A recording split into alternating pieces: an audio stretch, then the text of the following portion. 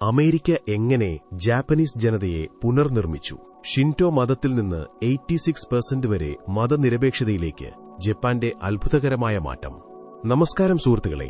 രണ്ടാം ലോക മഹായുദ്ധത്തിനു മുമ്പ് ജപ്പാനിൽ ജീവിച്ചിരുന്ന ഒരാൾ ഇന്ന് ടോക്കിയോയിലെ തെരുവിലൂടെ നടക്കുകയാണെങ്കിൽ അദ്ദേഹം സ്വന്തം രാജ്യത്തെ പോലും തിരിച്ചറിയാതെ പോകാൻ സാധ്യതയുണ്ട്.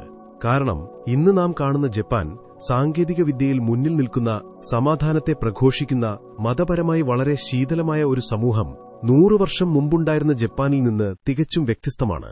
ഇന്ന് ഞാൻ നിങ്ങളോടൊരു ചോദ്യം ചോദിക്കട്ടെ. ജപ്പാനെ മാറ്റിയത് ആരാണ്? ജാപ്പനീസ് ജനത തന്നെയോ, അല്ലെങ്കിൽ അമേരിക്കയോ? കമന്റിൽ നിങ്ങളുടെ അഭിപ്രായം എഴുതാൻ മറക്കരുത്. ഭാഗം 1. യുദ്ധത്തിനു മുമ്പുള്ള ജപ്പാൻ. 1945 മുമ്പുള്ള ജപ്പാനെ മനസ്സിലാക്കാതെ ഇന്നത്തെ ജപ്പാനെ മനസ്സിലാക്കാനാവില്ല. അന്നത്തെ ജപ്പാനിൽ ഷിൻറ്റോ മതത്തിന് അത്യന്തം വലിയ സ്ഥാനമുണ്ടായിരുന്നു. ഷിൻറ്റോ ഒരു മതം മാത്രമല്ല, അത് ജാപ്പനീസ് ദേശീയ സ്വത്വത്തിന്റെ അടിത്തറയായിരുന്നു. ചക്രവർത്തിയെ ദൈവിക വംശത്തിൽപ്പെട്ട വ്യക്തിയായി പലരും കണക്കാക്കിയിരുന്നു. രാജ്യത്തിനുവേണ്ടി മരിക്കുന്നത് പരമബഹുമതിയായി കണക്കാക്കപ്പെട്ടു. സ്കൂളുകളിലും സമൂഹത്തിലും സൈനിക അനുസരണയും ദേശീയതയും ശക്തമായി വളർത്തപ്പെട്ടു. അതാണ് പിന്നീട് ജപ്പാനെ കൊറിയയിലേക്കും ചൈനയിലേക്കും തെക്കുകിഴക്കൻ ഏഷ്യയിലേക്കും വ്യാപിപ്പിച്ച സാമ്രാജ്യത്വ ശക്തിയാക്കിയത്. ഭാഗം 2. അമേരിക്കയുടെ വിജയം. 1945 ഓഗസ്റ്റിൽ ഹിരോഷിമയിലും നാഗസാക്കിയിലും ആണവ ബോംബുകൾ വീണു. അതിനുശേഷം ജപ്പാൻ കീഴടങ്ങി. ഇവിടെയാണ് ചരിത്രത്തിലെ ഏറ്റവും വലിയ സാമൂഹിക പരീക്ഷണങ്ങളിലൊന്ന് ആരംഭിക്കുന്നത്. അമേരിക്കയുടെ നേതൃത്വത്തിൽ സഖ്യസേന ജപ്പാനെ അധീനതയിൽ കൊണ്ടുവന്നു. പക്ഷെ അവർ വെറും ഭരണകൂടം മാറ്റിയില്ല, ജാപ്പനീസ് സമൂഹത്തിന്റെ അടിസ്ഥാന ധാരണകൾ തന്നെ മാറ്റാൻ ശ്രമിച്ചു. ഭാഗം 3. ചക്രവർത്തിയുടെ ദൈവികതയുടെ അവസാനം. സുഹൃത്തുക്കളെ, ഒരു രാജ്യത്തിന്റെ ജനത തലമുറകളായി വിശ്വസിച്ചിരുന്ന ഒരു ആശയം ഒരു ദിവസം ഇല്ലാതായാൽ എന്ത് സംഭവിക്കും? അതാണ് ജപ്പാനിൽ നടന്നത്. യുദ്ധാനന്തരം ചക്രവർത്തി ഹിരോഹിറ്റോ തന്റെ ദൈവിക പദവി നിഷേധിക്കുന്ന പ്രഖ്യാപനം നടത്തി. ഇത് ജാപ്പനീസ് മനസ്സിൽ വലിയ മാനസിക ആഘാതമുണ്ടാക്കി. രാജ്യവും മതവും തമ്മിലുണ്ടായിരുന്ന ബന്ധം തകർക്കപ്പെട്ടു. ഭാഗം 4. പുതിയ ഭരണഘടന. 1947 പുതിയ ഭരണഘടന നിലവിൽ വന്നു.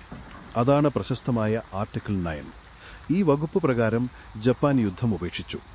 ആക്രമണ സൈന്യമില്ല, യുദ്ധത്തിലൂടെ പ്രശ്നപരിഹാരമില്ല. ഇത് ലോകചരിത്രത്തിൽ അപൂർവമായൊരു പരീക്ഷണമായിരുന്നു. ഇവിടെ ഒരു ചോദ്യം: ഒരു രാജ്യം സൈനിക ശക്തി കുറച്ച് സാമ്പത്തിക ശക്തിയായി മാറാൻ കഴിയുമോ? ജപ്പാന്റെ കഥ പലർക്കും അതിന് അതെയെന്ന മറുപടിയാണ് നൽകുന്നത്. ഭാഗം 5. വിദ്യാഭ്യാസ രംഗത്ത് മാറ്റം. അമേരിക്കൻ അധിനിവേശ ഭരണകൂടം വിദ്യാഭ്യാസ സംവിധാനത്തിലും വലിയ മാറ്റങ്ങൾ കൊണ്ടുവന്നു.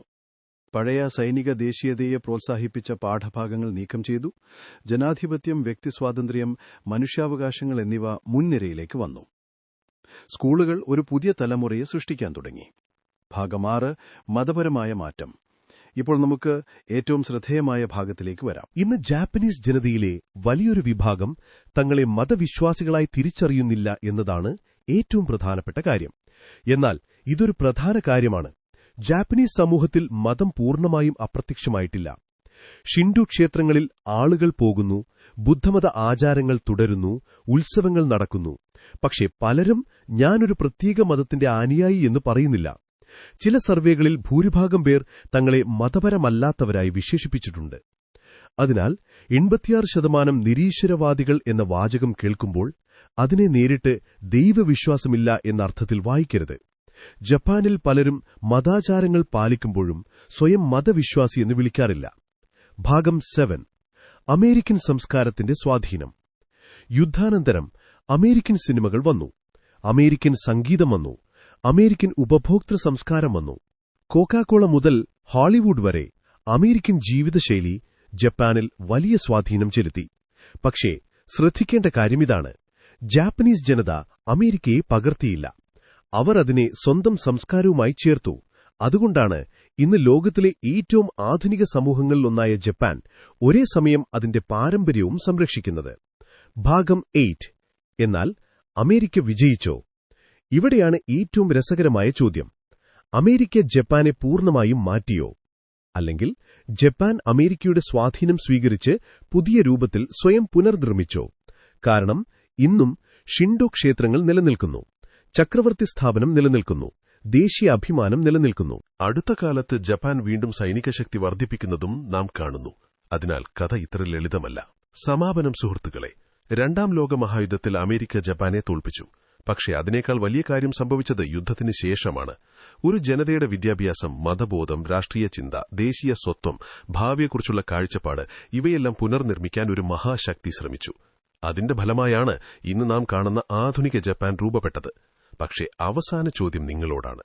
ഇന്നത്തെ ജപ്പാൻ അമേരിക്ക സൃഷ്ടിച്ച രാജ്യമാണോ, അല്ലെങ്കിൽ പരാജയത്തിൽ നിന്ന് സ്വയം പുനർജനിച്ചൊരു രാഷ്ട്രമോ? നിങ്ങളുടെ അഭിപ്രായം കമന്റിൽ രേഖപ്പെടുത്തൂ. വീഡിയോ ഇഷ്ടമായെങ്കിൽ ലൈക്ക് ചെയ്യൂ, ഷെയർ ചെയ്യൂ, ചാനൽ സബ്സ്ക്രൈബ് ചെയ്യൂ. നന്ദി.